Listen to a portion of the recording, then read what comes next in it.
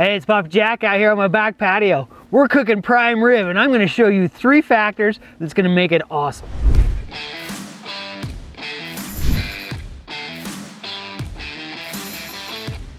All right, number 1, fat. Fat is a huge factor. And where does fat come into play? It's all when you buy it.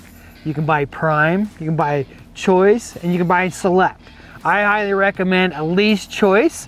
And what are we talking about fat? We're talking about this inner muscle fat right through here, all those lines. That's where our marbling comes from. Fat carries flavor. We're gonna trim that back. I'm gonna get this fat trimmed down. I'm gonna leave just a little bit to add that flavor when we go ahead and do our sear. All right, we're gonna go ahead and tie this. Why would I wanna tie it? See how it kind of lays a little bit flat?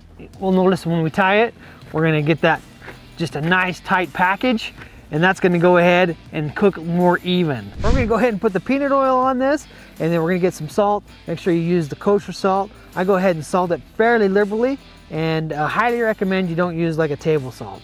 And a little bit of cracked pepper on here, and voila, this is gonna be awesome. Here we are, we're to the last step, and the last step is heat. And that's what's gonna create that flavor for us. And how do we create that flavor? The best way that I found with prime rib is the reverse sear.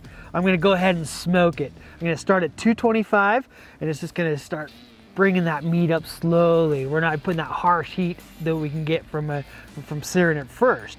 And then we're gonna go ahead and sear it off last. What I'm doing here is using the slide and grill technology. The beauty of Camp Chef is you can create your own style.